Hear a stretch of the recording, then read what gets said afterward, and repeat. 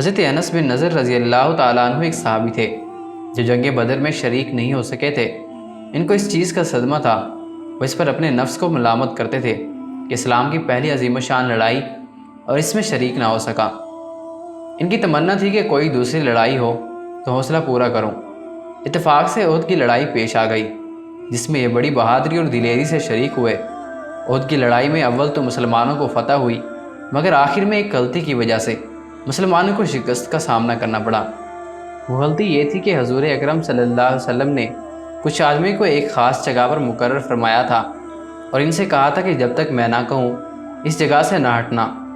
وہاں سے دشمن کے حملہ کرنے کا اندیشہ تھا۔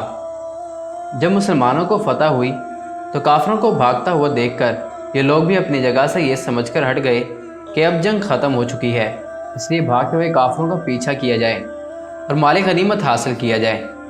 اس جماعت کے سردار نے منع بھی کیا کہ حضور صلی اللہ علیہ وسلم کا حکم ہے کہ جب تک میں نہ کہوں یہاں سے نہ ہٹنا۔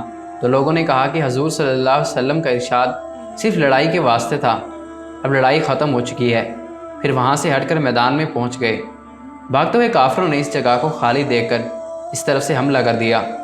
مسلمان بے فکر تھے، اچانک بے خبری کے حملے سے مغلوب ہو گئے اور دونوں طرف سے کافروں کے بیچ میں آ گئے۔ حضرت انس رضی اللہ تعالیٰ عنہ نے دیکھا کہ سامنے سے ایک دوسرے صحابی حضرت سعد بن معاذ رضی اللہ تعالیٰ عنہ آ رہے ہیں۔ ان سے کہا، اے سعد، کہاں جا رہے ہو؟ خدا کی قسم جنت کی خوشبو احد کے پہاڑ سے آ رہی ہے۔ یہ کہہ کر کافروں کے ہجوم میں گھس گئے اور جب تک شہید نہ ہوئے واپس نہیں آئے۔ شہادت کے بعد ان کے بدن کو دیکھا گیا تو بدن تیر اور تلواروں سے چھلی ہو چکا تھا۔ 80 سے زیادہ زخم ان کے بدن پر تھے۔ ان کی بہن نے انگلیوں کے پوروں سے ان کو پہچانا۔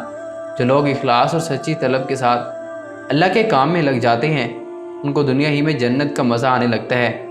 حضرت انس رضی اللہ تعالیٰ عنہ زندگی میں ہی جنت کی خوشبو سونگھ رہے تھے۔